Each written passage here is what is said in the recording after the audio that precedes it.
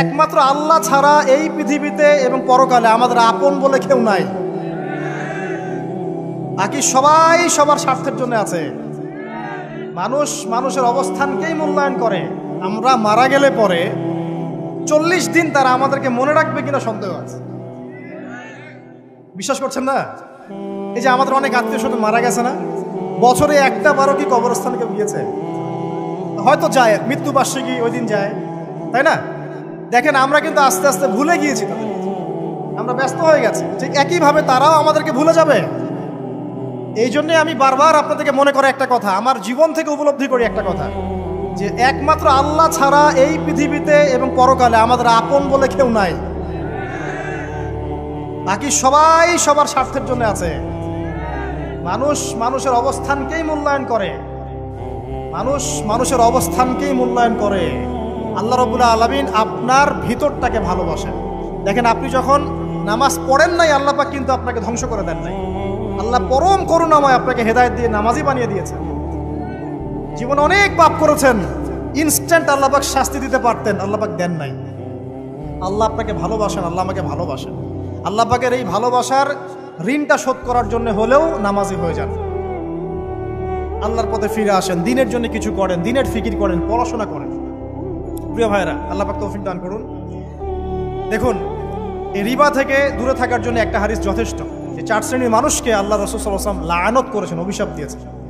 ইনশাআল্লাহ আজকের লেকচার যাদের কানে যাবে, আমরা যদি না খেয়েও মরে যাই, আল্লাহ পাক না খেয়ে মারবেন না ইনশাআল্লাহ। রিজিক আছে, খাবো ইনশাআল্লাহ। কিন্তু হয়তো বা অভাব হবে, টাকা পয়সা একটু কম হতে পারে, অন্যের 10 তলা ফ্ল্যাট হবে, আমার হবে না, ঠিক আছে? অন্যের এত বিঘা বিঘা জমি আমার হয়তো হবে না। কিন্তু ইনশাআল্লাহ তাআলা এই যে দুনিয়ার মুসাফিরের জীবনটা, এটা মুসাফিরের জীবন না? মুসাফিরের জীবনটা কেটেই যাবে ইনশাআল্লাহ। কাটবে না? যে কোনোভাবে কেটে তো যাবেই ইনশাআল্লাহ। এই যে পরকালের জীবনটা একটা চেতনার শক্তি, জানেন? দুনিয়াতে যত বাধা বিপত্তি আসুক, গাল মন্দ খান, গীবত তহমত খান, কষ্ট হোক, নির্যাতন হোক, একটা বিষয় মনের মধ্যে শান্তি দেয়। কি শান্তি? যে এই দুনিয়ার জীবনটা তো আর চিরস্থায়ী নয়, এটা তো আর সারা জীবন থাকবে না। ইনশাআল্লাহ এই অবস্থা আস্তে আস্তে পরিবর্তন হয়ে যাবে। ফাইন্না মাআল উসরি ইউসরা, পরকালে ইনশাআল্লাহ পাবো। দুনিয়াতে না পেলে কি হয়েছে, পরকালে পাবো ইনশাআল্লাহ। যুবক ভাই, এসব জেনা ছেড়ে দেন, আল্লাহ রাব্বুল আলামিন আপনার জন্য হুর রেখেছেন জান্নাত, ইনশাআল্লাহ পাবেন ইনশাআল্লাহ। এটা ছেড়ে দেন, সুদ ছেড়ে দেন, আল্লাহ পাক আপনার জন্য হাউজে কাউসার রাখছে ইনশাআল্লাহ, ঠিক আছে? অন্যায় পাপ ছেড়ে দেন, আল্লাহ রাব্বুল আলামিন আপনার জন্য জান্নাত রেডি করে রাখছে ইনশাআল্লাহ। এই দুনিয়ার জীবনটা ধোঁকা, একটা ছোট্ট জীবন, পুরা ধোঁকা, কিচ্ছু নাই এর মধ্যে। আমার কথা শোনেন, এই দুনিয়ার জীবনে কিছুই নাই। চারপাশে অনেক কিছু মনে হবে, আপনার বাড়ি আছে, গাড়ি আছে, স্ট্যাটাস আছে, টাকা পয়সা, প্রতিপত্তি সব আছে। আদতে আপনি একা, আদতে আপনাকে একাই কবরে যাওয়া লাগবে, একাই আল্লাহর সাথে হিসেব নিকাশ দিতে হবে। কেউ নাই সাথে, আমাদের সাথে কেউ নাই। কিন্তু আপনি মনে করছেন যে সেলিব্রিটিজম, বড় আমি পলিটিক্যাল নেতা হয়েছি, আমাকে সবাই চেনে, আমি ইকোনমিক সেক্টরে লিড দেই, রাষ্ট্রকে লিড দেই, আমি ধর্মতাত্ত্বিক ক্ষেত্রে লিড দেই, আমাকে দেখলে মানুষ বাহবা দেয়, ইত্যাদি ইত্যাদি। দিন শেষে আমি একা, আপনিও একাই, আমাকেও একাই যেতে হবে, আপনাকেও একাই যেতে হবে। এগুলো সব চারপাশের খালি অন্ধ মোহ, আর কিছু না। এই মোহের মধ্যে ঢুকে পড়বেন না, আল্লাহ পাক তৌফিক ইনায়াত করুন। নবী সাল্লাল্লাহু আলাইহি ওয়াসাল্লাম বারবার বলতেন, আল্লাহুম্মা ইন্নী আউযু বিকা মিন ফিতনাতিদ দুনিয়া, বলতেন না? হে আল্লাহ, আমি এই দুনিয়ার ফিতনা থেকে তোমার কাছে আশ্রয় প্রার্থনা করছি। ওয়া ইন্নী আউযু বিকা মিন ফিতনাতিন নিসা, আমি মহিলাদের ফিতনা থেকেও আশ্রয় প্রার্থনা করছি। আরো দোয়া করতেন, আল্লাহুম্মা ইন্নী আউযু বিকা মিন আযাবিল কবর, হে আল্লাহ, আমি কবরের আযাব থেকে আশ্রয় প্রার্থনা করছি। ওয়া আযাবি জাহান্নাম, জাহান্নামের আযাব থেকে আশ্রয় প্রার্থনা করছি। ওয়া মিন ফিতনাতিল মাহইয়া ওয়াল মামাত, জীবন মৃত্যুর ফিতনা থেকে আশ্রয় প্রার্থনা করছি। ওয়া মিন শাররি ফিতনাতিল মাসিহিদ দাজ্জাল, এবং দাজ্জালের ফিতনা থেকে আশ্রয় প্রার্থনা করছি। দাজ্জালে পরে আসবো ইনশাআল্লাহ। দাজ্জাল নিয়ে আলোচনা করলে আবার কিছু মানুষ খারাজি ট্যাগ লাগাই দিতে পারে, ওই জন্য এদিকে আমি এখন যাচ্ছি। হ্যাঁ, সামনে আসি। তো রিবার বিষয়টা বলছিলাম। আইয়ামে জাহিলিয়াতের যে সেই রিবা এখনকার বিশ্বে আছে কি নাই বলেন? ওই সময় না হয় মক্কায় ছিল, এখন কি সারা বিশ্বব্যাপী নাই? বিশ্বের কোনো কান্ট্রি রিবা মুক্ত না, বিশ্বের কোনো দেশ রিবা থেকে মুক্ত থাকতে পারবে না, এই বিশ্ব পরিচালনা যারা করছে ওদের আন্ডারে থাকলে। কখন হবে বিশ্ব রিবা মুক্ত? একদিন বিশ্ব রিবা মুক্ত হবে ইনশাআল্লাহ। একদিন না একদিন এই বিশ্বটা সুদ মুক্ত হবে ইনশাআল্লাহু তাআলা। তখন জালেম পার পাবে না, মাজলুমের রক্ত শ্রম বৃথা যাবে না ইনশাআল্লাহ। কবে কত বছর পর আমি জানি না, কিন্তু এতটুকু জানি যে মালহামার পরে যখন আল মাহদি আসবেন এবং তারপর যখন মাসিহুদ দাজ্জাল বের হবে এবং ঈসা ইবনে মারইয়ামকে আল্লাহ পাক নামিয়ে দিবেন, তার হাতে যখন দাজ্জাল নিহত হবে এবং জেরুজালেম থেকে যখন পুরো বিশ্ব শাসন করা হবে মুসলিমদের হাতে, তখন রিবা বলে কিচ্ছু থাকবে না পৃথিবীতে। তার আগ পর্যন্ত এই অবস্থা সলভ হবে কিনা আমরা জানি না, হতেও পারে নাও। ওই সময় যে হবে নিশ্চিত ইনশাআল্লাহ। আসুন, আইয়ামে জাহিলিয়াতের আরেকটা বড় পাপ ছিল যে এক ভাই বলেছেন, সেটা হচ্ছে নারীর অবমাননা। কে বলেছে এই কথাটা? সামনে একজন। হ্যাঁ, আইয়ামে জাহিলিয়াতের অন্যতম একটা সেরা পাপ ছিল কি? নারীর অবমাননা। এটা নিয়ে কি বলতে হবে? এখন ধর্মের মধ্যেও আমরা নারীদেরকে অবমাননা করছি। বহু নামাজি ব্যক্তি আছে আমাদের মধ্যে, দেখবেন বোনের সম্পত্তি দেয় নাই। মেয়েকে শিক্ষিত করতে চাচ্ছেন না। কেন চাচ্ছেন না? ওর কি অধিকার নাই শিক্ষার? আপনি কি জানেন যে আয়েশা রাদিয়াল্লাহু আনহার কাছে বহু সাহাবী হাদিসের তালিম নিয়েছেন, বহু হাদিস শিখিয়েছেন কে? মা আয়েশা রাদিয়াল্লাহু আনহা। তিনি যদি শিক্ষিত না হতেন শেখাতে পারতেন? তো মেয়েদের শিক্ষার দরকার আছে না? হ্যাঁ, কি বিষয় দরকার? তাদের উপযুক্ত পরিবেশ নিশ্চিত করতে হবে, নিরাপত্তা, পর্দা এগুলো নিশ্চিত করতে হবে। তারপরে মেয়েদেরকে আপনি অবশ্যই শিক্ষিত করুন। ঘরের কোণে বসে রাখতে কে বলেছে? আপনি নিরাপদ পরিবেশ দেন, পর্দা দেন, তারা মাদ্রাসা যাবে, পড়াশোনা করবে। ঠিক আছে? আল্লাহ পাক আমাদের মা বোনদেরকে শিক্ষিত করার তৌফিক দান করুন, আমিন। ভালো ভালো কোয়ালিটি সম্পন্ন মহিলা মাদ্রাসা গড়ে তোলেন। আর মেয়েরা যদি শিক্ষিত না হয় তাহলে আমাদের বাড়ির বউরা শিক্ষিত হবে। আর বউ শিক্ষিত না হলে আপনি একা শিক্ষিত হয়ে লাভ নাই। তখন ওই যে বললাম টর্চার সেল, ওই টর্চার সেলে ঢুকতে হবে আর কি। কথা বুঝতে পারছেন না? আগে বিয়ে শাদী করেন, বুঝবেন ইনশাআল্লাহ। যারা করেছেন তারা অলরেডি হাসছে যে মিটমিট করে দেন। ঠিক আছে? আচ্ছা, সামনে আসেন। দেখেন মেয়েদের অবমাননা কিভাবে দেখাবো। সবচেয়ে বড় অবমাননা হচ্ছে ওদের দেহটাকে আমরা এখন পণ্য বানিয়েছি। এই যে পর্নোগ্রাফি দেখেন, এই মেয়েগুলোর ইজ্জতের কোনো দাম নাই। মানে তাদের দেহটাকে একটা ব্যবসার সামগ্রী বানানো হয়েছে। এবং আমি একটা লেকচার দিয়েছিলাম ঢাকায়, নীল দর্পণ, দেখবেন অনলাইনে আছে। ওখানে আমি স্ট্যাটিস্টিক দেখিয়েছি যে সারা বিশ্বে এই যে আমেরিকায় শুধুমাত্র $12 বিলিয়ন ব্যবসা করে পর্ন দিয়ে। এটা একটা ব্যবসা, একটা ইন্ডাস্ট্রি। যেমন ফিল্ম ইন্ডাস্ট্রি আছে, তারপরে গানের ইন্ডাস্ট্রি আছে না, এরকম একটা ইন্ডাস্ট্রি হচ্ছে এই পর্ন ইন্ডাস্ট্রি। এখানে সবাই অ্যাক্টর, এটা হচ্ছে অভিনেতা, অভিনেত্রী। এখানে যা দেখানো হয় এগুলো কিন্তু রিয়েল না, বাস্তব না, সব ফেক। বুঝতে পারছেন না কথা? এগুলো অভিনয়, এগুলো ফেক। এবং এটা একটা ইন্ডাস্ট্রি, এর মধ্য দিয়ে মেয়েদের দেহটাকে পণ্য বানিয়ে সারা বিশ্বে ব্যবসা করছে। এবং এর একটা অন্যতম উদ্দেশ্য হচ্ছে মুসলিম যুবকদের ঈমান যেন নষ্ট করা যায়। কারণ মুসলিম যুবকদের ঈমান চলে গেলে তারা নিশ্চিন্ত যে ওদের পথে আর কেউ বাধা নাই। কারণ ওদের এই জুলুমের পথে বাধা যদি কেউ দিতে পারে তাহলে কারা দিবে? মুসলিমরা। আর মুসলিমদের মধ্যে সবচেয়ে শৌর্য বীর্য কাদের মধ্যে থাকে? যুবকদের মধ্যে। যুবকদের ঈমান যদি চলে যায় তাহলে এদের আর কোনো সমস্যা নাই। এই বিষয়টা খেয়াল করবেন যে এটা একটা ইন্ডাস্ট্রি। সো এখানে আমরা মেয়েদের দেহটাকে আমরা কি বানিয়েছি? পণ্য বানিয়ে দিয়েছি। আর এখন তো চলছে কাপড় খোলা সংস্কৃতি। প্রত্যেকটা সেক্টরে আপনি গিয়ে দেখবেন মেয়েদের ইজ্জত, সম্মান, আব্রুটাকে উন্মুক্ত করে এটাকে দিয়ে আমরা বিজনেস করছি। এটা একটা বিজনেস। এখানে সমাধান কি? সমাধান আয়েশা রাদিয়াল্লাহু আনহা। সমাধানকে সমাধান ফাতিমা রাদিয়াল্লাহু আনহা। সমাধানকে সমাধান খাদিজা রাদিয়াল্লাহু আনহা। আমাদের মা, আমাদের বোন, আমাদের স্ত্রীদেরকে তাদের মতো করে মানুষ করতে হবে, গড়ে তুলতে হবে ইনশাআল্লাহ। দেখবেন নারীর সত্যিকারের সম্মান নিশ্চিত হবে ইনশাআল্লাহ। ইসলাম কি কখনো বলেছে যে মেয়েরা কাজ করতে পারবে না, পড়াশোনা করতে পারবে না ইত্যাদি? এই নাস্তিকরা তো ঠুনকো যুক্তি দিয়ে আক্রমণ করে। কে বলেছে সমস্যা? এমন ইসলামিক স্টেট আছে যেখানে একটা স্টুডিও, মনে করি স্টুডিও, ছবি তোলা হয়, কথার কথা, সেখানে সব কর্মী মহিলা, কোনো পুরুষ নাই। একটা মাদ্রাসা, সমস্ত কর্মী মহিলা, কোনো পুরুষ নাই। একটা স্কুল, সবাই মহিলা, কোনো পুরুষ নাই। ওখানে মেয়েরাই পড়ে, মেয়েরাই শেখায়। জায়েজ না জায়েজ বলেন? একটা নিরাপদ পরিবেশে যদি মেয়েরাই মেয়েদের দায়িত্ব নিয়ে পড়াশোনা করায়, ব্যবসা করে, অন্য কিছু করে, জায়েজ না জায়েজ? তাহলে পরিবেশ নিশ্চিত করাটা হচ্ছে চ্যালেঞ্জ। ইসলাম বলছে না যে আপনি তাকে একদম অজ্ঞ করে রেখে ঘরের কোণে ফেলায় রেখে দেন, তাকে আপনি পড়াশোনাও শেখাবেন না, সম্পত্তির অধিকারও দিবেন না, কিছুই না। এগুলো ইসলাম কখনো বলেনি। বলেছে? আরে বোকা মানুষ! রাসূলুল্লাহ সাল্লাল্লাহু আলাইহি ওয়াসাল্লামের সময় তো মহিলা সাহাবীরা উহুদের যুদ্ধ করেছে। কি শুনলেন? রাসূল সাল্লাল্লাহু আলাইহি ওয়াসাল্লামের সময় মহিলা সাহাবী উহুদের যুদ্ধও করেছে। উহুদের যুদ্ধের নাম শুনেছেন? ওখানে মহিলা সাহাবীও ছিল তীরন্দাজ। তাহলে মহিলাটা কি করে নাই নবীর যুগে? খাদিজা রাদিয়াল্লাহু আনহা যত বড় ব্যবসায়ী ছিলেন, এখন এত বড় ব্যবসায়ী পাবেন? কোন মেয়ে আছে এত বড় ব্যবসায়ী?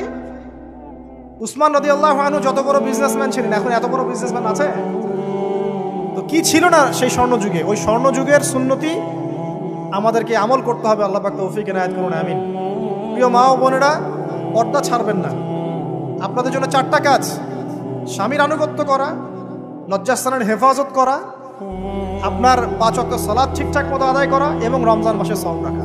নবীজি বলেছেন সাল্লাল্লাহু আলাইহি ওয়াসাল্লাম, জান্নাতের যে কোনো দরজা দিয়ে ইচ্ছা আপনি প্রবেশ করতে পারবেন। আপনার জন্য সহজ। আর স্বামীর আনুগত্য বলতে আমি বুঝাইনি স্বামীর দাসত্ব করতে হবে, এটা বলিনি। এখনকার কিছু ফ্যামিলিস্ট মেয়ে আছে, ওরা আনুগত্য শব্দ মনে হয় যে দাসত্ব বলে। আনুগত্য দাসত্ব এক জিনিস না। আনুগত্য কি?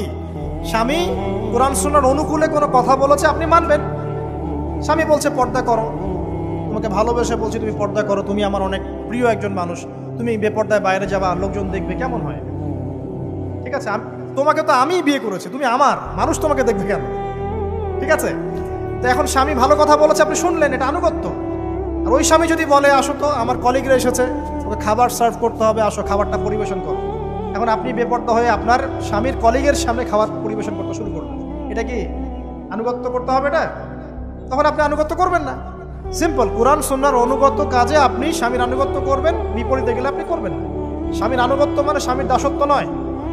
আর এই হাদিসটা আপনি কেন ভুলে যান যে আল্লাহ রাসূল সাল্লাল্লাহু আলাইহি ওয়াসাল্লাম বলেছেন, আল্লাহ ছাড়া যদি কাউকে সেজদা করা যেত, সম্মান বুঝাচ্ছেন, আল্লাহ ছাড়া যদি কাউকে সেজদা করা জায়েজ হতো, আমি মেয়েদেরকে বলতাম যেন স্বামীকে সেজদা করে। কেন? কারণ আপনাকে রেসপন্সিবিলিটি, আপনার খাবার, আপনার ফুড, আপনার শেল্টার, আপনার মানে পুরো দায় দায়িত্ব নিজের হাড় ভাঙা পরিশ্রম দিয়ে, জীবনের ঝুঁকি নিয়ে স্বামী আপনার জন্য করে। সে আপনার সম্মান পাওয়ার যোগ্য তো? সে কি আপনার সম্মান পাওয়ার যোগ্য নয়? আপনি যদি সম্মানের হক আদায় না করতে পারেন তাহলে আপনি অকৃতজ্ঞ। আর অকৃতজ্ঞ মেয়ে কখনো জান্নাতে যাবে? একটা হাদিসে আছে, বেশিরভাগ মেয়ে জাহান্নামের যাওয়ার অন্যতম কারণ হচ্ছে তারা স্বামীর সাথে কুফরি করে। কি করে? মানে সারা জীবন স্বামী ভালোবেসে যায়, ভরণ পোষণ দিয়ে যায়, সব চাহিদা পূরণ করে যায়, একদিন দেখবেন কথা কাটাকাটি হয়েছে, ওই দিন বলে বসবে যে তোমার কাছে আমি কিচ্ছু পাই না। এই যে কুফরি, এই কারণে তারা জাহান্নামে যেতে পারে বেশি। আল্লাহ হেফাজত করুন। আরেকটা কারণ হচ্ছে যে বেপর্দা। আপনাকে 4টা মূলনীতি ফলো করতে হবে। 1, এমন কোনো পোশাক পরবেন না যে পোশাকটা আটো সাটো, যেটা পরলে আপনার গায়ের কাঠামো বোঝা যায়।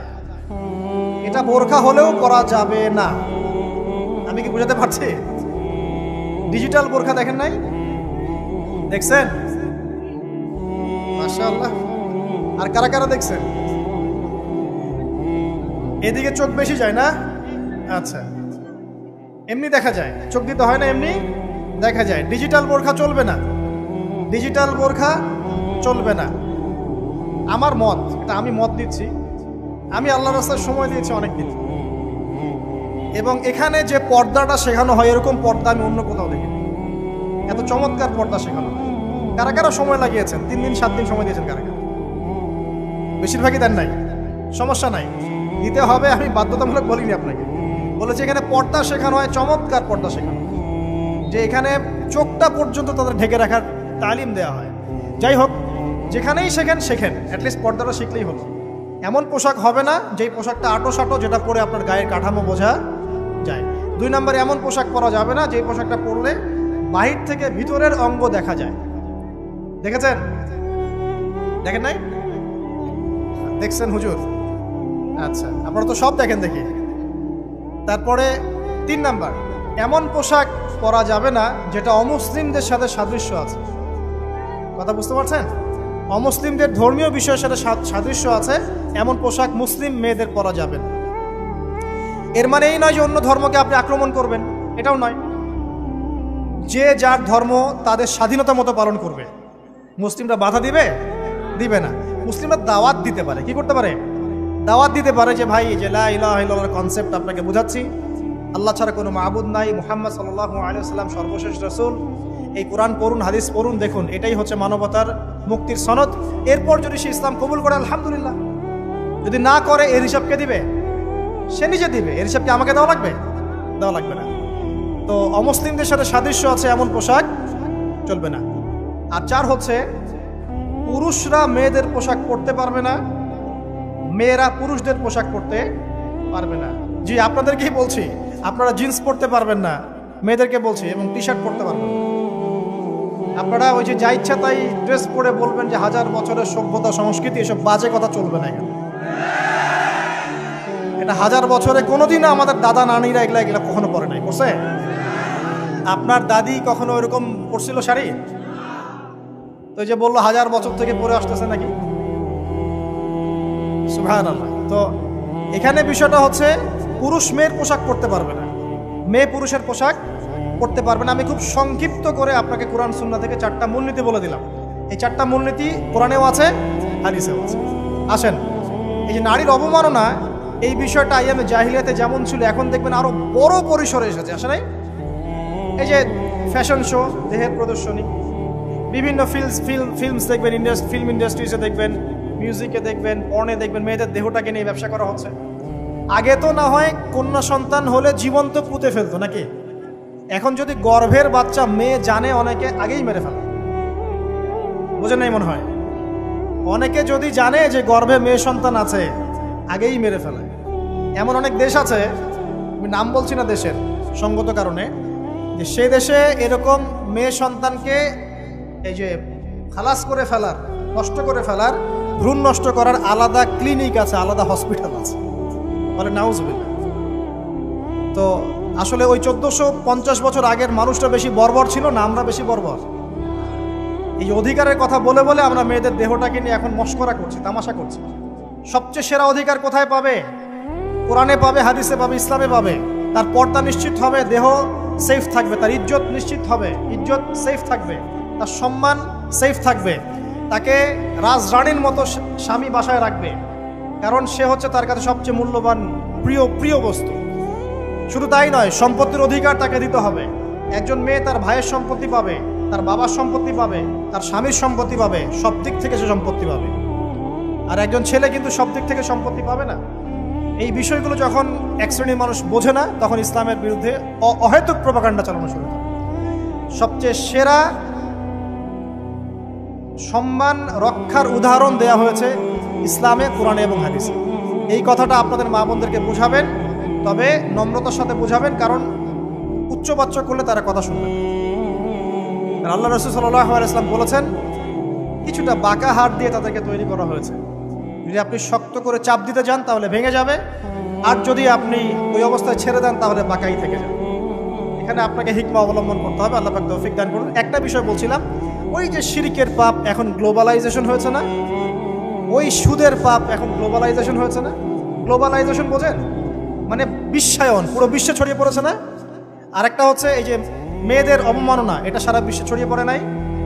আচ্ছা, আর দুটা বলবো, এরপর বলে আমি শেষের দিকে যাচ্ছি। আচ্ছা, একটা হচ্ছে মাদক। আইয়ামে জাহিলিয়াতের অন্যতম সেরা পাপ ছিল কি? মাদক। ওই যে বলছেন জাহিলি যুগ, কেন বলছেন জাহিলি যুগ? বিকজ ওইখানে মাদক খেত মানুষ বেশি।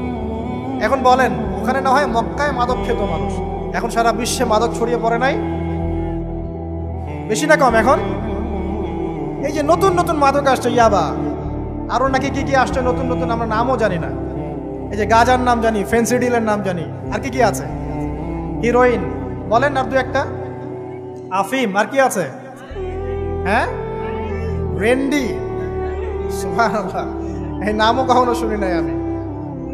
আচ্ছা শোনেন, বিষয়টা হচ্ছে, দেখুন এই বিষয়টা কি হালাল না হারাম? আচ্ছা, এটাকে যদি আমরা হালাল করে নেই তাহলে কি হবে? কুফরি হবে না শিরক হবে? শিরক কুফর দুটোই হচ্ছে। কিন্তু এখন মক্কার কিছু মানুষ মাদক খেয়েছে বুঝলাম, আল্লাহ রাব্বুল আলামিন ধাপে ধাপে এখান থেকে বের করেছেন। প্রথমে বলেছেন মদ খেয়ে নামাজের ধার কাছে যেও না। হ্যাঁ, তারপরে বলেছেন এই যে মাদকে কিছুটা উপকার আছে কিন্তু বেশি ক্ষতি। তারপর বলেছেন খেয়ে নামাজের কাছে যেও না। তারপর ধাপে ধাপে শেষের দিকে এসে আল্লাহ পাক বলেছেন যে এটাকে ছেড়ে দাও। সূরা মাইদায় পড়ে দেখেন, এটা শয়তানের কাজ। তখন সাহাবায়ে কেরাম রাদিয়াল্লাহু আনহুম পুরোপুরি মাদক থেকে নিজেদেরকে মুক্ত করলেন। এরপরে কি কখনো তারা মাদক ছুঁয়েও দেখেছেন? বরং মাদকদ্রব্য সেবন করলে 40টা লাঠি বেত্রাঘাত করতে হয় ইসলামিক শাস্তি। কয়টা লাঠি?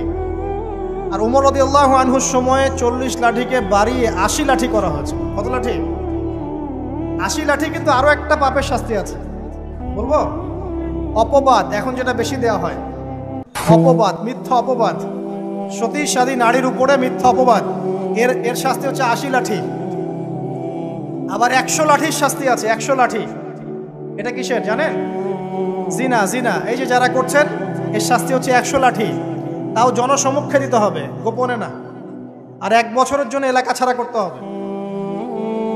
রজম একটা শাস্তি আছে, রজম। এটা কি? রজম মানে পাথর নিক্ষেপ করে হত্যা। এটা তো বর্বর, তাই না? অমানবিক, মধ্যযুগীয়। এসব কথা শুনছেন না?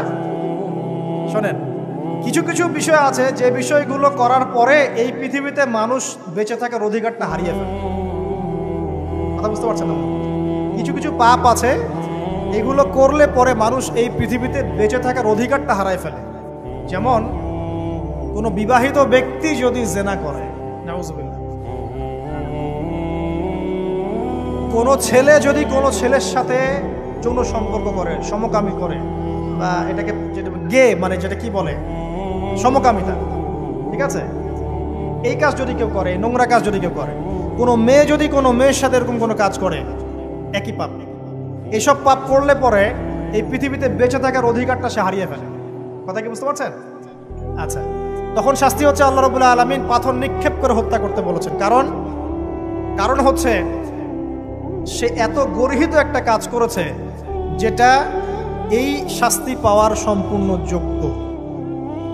এবং কওমে লূত নামে যে কওম ছিল, ওই কওমটাকে আসমানে উঠিয়ে আল্লাহ পাক পাথর বর্ষণ করে এভাবেই শেষ করে দিয়েছে। জর্ডান একটা দেশ আছে না, জর্ডান? জর্ডানের পাশে ডেড সি নামে একটা জায়গা আছে, ডেড সি, মৃত সাগর। ওইখানে সাদুম নামে একটা গোত্র থাকতো। কোন গোত্র? সাদুম। ওই সাদুম গোত্র এরকম সমকামী ছিল। আল্লাহ রাব্বুল আলামিন লূত আলাইহিস সালামকে পাঠিয়েছিলেন, তারা হেদায়েতের বাণী শোনে নাই। আল্লাহ পাক ওদেরকে আসমানে উঠিয়ে পাথর নিক্ষেপ করে উল্টা দিকে দাফন করে দিয়েছে। কিছু কিছু পাপ আল্লাহ পাক সহ্য করেন না, আল্লাহ পাকের আরশ কেঁপে ওঠে। এই পাপগুলো সেরকম পাপ। কথা বুঝতে পারছেন? তো এই যে জিনা, পর্নোগ্রাফি, ব্যভিচার, পরকে, এগুলোর মধ্য দিয়ে আমরা নারীর অবমাননা করছি না? এবং ধর্মের মাধ্যমেও মাঝে মাঝে করছি, যখন আমরা ধর্মের নামে মেয়েদের অধিকার দিচ্ছি না। অনেকেই সম্পত্তির অধিকার দিচ্ছেন না, অনেকে শিক্ষিত করছেন না, অনেকেই আরো যৌতুক নিচ্ছেন না, যৌতুক নিচ্ছেন না অনেকেই। যে বিয়ের সময় যৌতুক নেয়, এটা তো মেয়ের উপর, মেয়ের পিতার উপর টর্চার করা, সম্পূর্ণ হারাম, সম্পূর্ণ হারাম। তারপরে দেখবেন, রিপোর্টগুলো পড়ে দেখবেন যে এই বছর 2022, এই 22-এই গভর্নমেন্ট রিপোর্ট অনুযায়ী নিবন্ধিত প্রায় 1339টা ধর্ষণের মামলা হয়েছে। এটা এখন অ্যাভেলেবল, যে কোনো সব জায়গায় ধর্ষণ হচ্ছে, এখন অ্যাভেলেবল। মানুষ এটাকে স্বাভাবিক মনে করছে, নর্মাল ধর্ষণ হতেই পারে, মানুষ এখন এমন মনে করছে। প্রত্যেক দিন পেপার খুলবেন, দেখবেন রেপের খবর, প্রত্যেক দিন খবর শুনবেন ধর্ষণের খবর। আর সব খবর তো আসে না, আসে হয়তো 10%, 20%, 30%, বেশিরভাগই আসে না। এলাকায় মোড়ে মোড়ে দেখবেন, গ্রামে গঞ্জে শহরে বন্দরে খালি ইফটিজিং দেখবেন, খালি ইফটিজিং। মেয়েদেরকে যৌন হয়রানি করা হচ্ছে, বাসে, অটোতে, টেম্পুতে, সব জায়গায়। বাসের মধ্যে মেয়েকে রেপ করে ফেলা হচ্ছে। একটা বাচ্চা মেয়ে যে বোঝেও না যে সেক্সুয়াল বিষয়গুলো কি জিনিস, ওকেও রেপ করা হচ্ছে। এই যে মহামারী, আপনি তো বুঝতে পারছেন না যে আমরা কোন সমাজে আছি। এই সমাজে আপনার মেয়ে তো সেফ না, আমার মেয়ে তো সেফ না। আমার মেয়ে, আপনার মেয়ের ভবিষ্যৎ কি হবে, এর ভবিষ্যতের নিশ্চয়তা কে দিবে? আপনার মেয়ের ইজ্জতের ভবিষ্যতের নিশ্চয়তা কে দিবে? এই নিশ্চয়তা দেওয়ার মতো মানুষ কোথায়, নেতা কোথায়? কারো ঘরের স্ত্রী, কারো ঘরের বোন, কারো ঘরের মেয়ে এখন সেফ না। যে কোনো জায়গায়, যে কোনো বাসে, ট্রাকে, ট্রেনে, অটোতে, সব জায়গায় হতে পারে। আর এগুলোকে আমরা প্রমোট করছি, এখন নগ্নতাকে প্রমোট করছি, পর্নকে প্রমোট করছি। এই নগ্নতা, পর্ন, এসব দিয়ে মানুষের মাথাটাকে পুরো জানোয়ার বানিয়ে ফেলা হয়েছে। পর্ন দেখাতে দেখাতে ছেলেদের মাথাটাকে জানোয়ার, পশু বানিয়ে ফেলা হয়েছে। এরা এখন বোঝে না যে মেয়ে কি জিনিস, মা কি জিনিস, বোন কি জিনিস, তাও বোঝে না। ভাই বোনের সাথে জেনা করেছে, চাচাতো বোন চাচাতো ভাইয়ের সাথে জেনা করছে, চাচাতো ভাই ফুফাতো বোনের সাথে জেনা করছে। রংপুরের খবর শুনলাম যে মায়ের সাথে ছেলেও জেনা করেছে। না, এগুলো কেন হচ্ছে? এই মহামারী কেন হচ্ছে? কি সমাধান দিবে? সমাধান ইসলামে ছিল, আমরা নেই নাই। সমাধান হচ্ছে, প্রথম সমাধান অশ্লীলতার মহামারী বন্ধ করতে হবে, পর্দা নিশ্চিত করতে হবে, পর্নোগ্রাফির সমস্ত সাইটগুলো বন্ধ করে ফেলতে হবে। আজকের নিউজ দেখেছি আমি, এটা আমি ধন্যবাদ জানাই বাংলাদেশ গভর্নমেন্টের যে তথ্য প্রযুক্তির যে সেন্টার আছে, প্রায় 26,000 পর্ন সাইট তারা বন্ধ করে দিয়েছে, আলহামদুলিল্লাহ। তো কথা বললে তো কাজ হবে, কথা না বললে কাজ হবে কিভাবে? 26,000 পর্ন সাইট তারা বন্ধ করে দিয়েছে। যখন সমাজের মানুষ পর্ন দেখতে দেখতে পশু হয়ে গেছে, আপনি বাইরে এই যে আলখাল্লা টুপি দাঁড়িয়ে পরে ঘুরলে লাভ আছে? ভিতর থেকে তো আপনি পশু। দেখবেন মসজিদ ইমাম সাহেব নামাজ পড়তে এসেছে, বাসায় পর্ন দেখে আসছে, নামাজে কোনো মনোযোগ নাই। দেখবেন টাপাটাপ নামাজ পড়ছে, কোনো মনোযোগই নাই, পর্ন দেখে। ইমানের আলোচনা করবেন, খুব লাফালাফি করলো, 2 দিন পর দেখবেন কোনো খবর নাই, পর্ন দেখতে দেখতে ভিতরটা শেষ, ড্যামেজ। পর্নোগ্রাফিতে যে একবার আসক্ত হয়েছে, তার মধ্যে ইমানের কোনো তেজই থাকবে না, কোনো তেজ থাকবে না। এখন আলেম জালেম সবার ফোনে ফোনে দেখবেন পর্ন চলে আসতেছে, কেউ দেখতে না চাইলেও তাকে দেখতে বাধ্য করা হচ্ছে। ফেসবুকে ঢুকবেন, নগ্ন দৃশ্য। এই নগ্নতা দিয়ে, এই পর্নোগ্রাফি দিয়ে, এই যে মিডিয়ার মধ্যে দিয়ে প্রমোটিংটা দিয়ে ব্যভিচার ছড়িয়ে দেয়া, জেনা ছড়িয়ে দেয়া, অশ্লীলতা ছড়িয়ে দেয়া, পরকীয়া ছড়িয়ে দেয়, এর মধ্য দিয়ে নারীর সম্মান, দেহ, ইজ্জতকে আমরা এখন রাস্তার সাথে মিশিয়ে দিয়েছি। কিসের অধিকারের কথা বলছে? কিসের নারী অধিকারের কথা বলছে? খালি ডিগ্রি সার্টিফিকেট অর্জন করতে পারলেই অধিকার হয়? আমার তো ইজ্জতই ঠিক থাকলো না, আমার অধিকার কোথায় থাকলো? একটা সার্টিফিকেট অর্জন করার জন্য কলেজের মেয়েদেরকে বড় বড় নেতার বেডরুমে ঢুকানো হচ্ছে, দেখেন নাই? তো একটা সার্টিফিকেট অর্জন করতেই হবে আমাকে, নিজের ইজ্জত বিক্রি করে দিয়ে হলেও আমার সার্টিফিকেট অর্জন করতেই হবে। লাথি মারি এসব পড়াশোনার পিছনে, দরকার নেই আমার পড়াশোনা। পড়ছে বাসায়, এলাকায় এলাকায় মহিলা মাদ্রাসা করেন, মাদ্রাসায় মেয়েদেরকে পড়ান। আমি খুব দুঃখের সাথে বলছি, অনেক মাদ্রাসাতেও এরকম ঘটনা কিন্তু ঘটেছে না? এখানে একটা কথা আমরা পরিষ্কার করতে চাই, সেটা হলো যে পাপী, রেপি, ধর্ষণী, সে আলেম করুক আর জালেম করুক, ইমাম করুক আর জালেম করুক, ফাসেক করুক, সবাইকে সমান শাস্তি নিশ্চিত করতে হবে। আর শাস্তি হবে দৃষ্টান্তমূলক, যেন আরো 10 জন দেখে শিক্ষা নেয়। ওই যে ইসলামে আছে না হাত কেটে ফেলা, কি কারণে বলেন তো? কারণ সবাই যখন দেখবে এই যে খুঁটির সাথে বেঁধে একটা চোরের হাত কেটে ফেলা হয়েছে, এলাকার সব মানুষ দেখেছে, চুরি বাড়বে না কমবে? নিশ্চিত চুরি কমে যাবে ইনশাআল্লাহ। তো এই যে নারীর অবমাননার ওই যুগের চেয়ে এই যুগে বেশি না কম? আপনি ভালো করে আল্লাহর নূর দিয়ে দেখেন। আমি প্রথমে বলেছি, শুধু বাইরের চোখ দিয়ে দেখলে সব বুঝতে পারবেন না। আল্লাহ পাকে নূর দিয়ে দেখেন, কোরআন সুন্নাহর গভীর জ্ঞান দিয়ে দেখেন, দেখবেন ওই জাহিলিয়াতের চেয়ে 1000 গুণ বেশি জাহিলিয়াত এখনকার বিশ্বে চলছে। আল্লাহ পাক আমাদের মা বোনদের ইজ্জত হেফাজত করুন, তাদের সম্মান হেফাজত করুন। আমরা দোয়া করি আল্লাহ পাক তাদেরকে উচ্চশিক্ষায় শিক্ষিত করুন, নিরাপত্তা নিশ্চিত করুন। কেউ যদি ওদের দিকে খারাপ চোখ তুলে তাকায়, আল্লাহ পাক সেই চোখকে যেন ধ্বংস করে দেন। আল্লাহ পাক তাদের ইজ্জতের প্রতি যদি কেউ খারাপভাবে হাত বাড়ায়, তাদের শাস্তি যেন নিশ্চিত করার তৌফিক আল্লাহ পাক আমাদেরকে দান করেন। আল্লাহ পাক আমাদের মা বোনদেরকে মহামূল্যবান মনে করে আমাদেরকে হেফাজত করার তৌফিক দান করুন, আমিন। আর তাদেরকে যারা নগ্ন করতে চায়, আল্লাহ পাক এদেরকে ধ্বংস করে ছেড়ে দিন, আমিন। আল্লাহ পাক বলেছেন, যারা চায় মুমিন মুসলিমদের সমাজে অশ্লীলতা ছড়িয়ে পড়ুক, দুনিয়া এবং আখিরাত উভয় জাহানে আল্লাহ পাক এদেরকে ধ্বংস করুন। আরেকটা বলে শেষ করি, সেটা হলো, কয়টা বলেছি ভাই জাহিলিয়াত? ইমাম মুহাম্মদ বিন আব্দুল ওয়াহাব রাহিমাহুল্লাহ, তার একটা বইয়ের মধ্যে 1000টা জাহিলিয়াত আছে। আমি 5টা বাছাই করেছি। কয়টা? 5টা। কয়টা বলেছি? 4টা। এক হচ্ছে কি বলেছিলাম? শিরক, আছে না নাই? রিবা এখন আছে না নাই? 3 নাম্বার কি ছিল? মাদক। আর 4 নাম্বার নারীর অবমাননা। মাদক তো বুঝলেন, এটা তো আমার চেয়ে আপনারা ভালো বুঝেন, মাদক সব জায়গায় আছে। একটা কথা বলি, দেখুন মাদক নিয়ে একটা কথা বলি, শুনুন। আপনাদের কি কখনো গায়ে কখনো ফোড়া হয়েছে?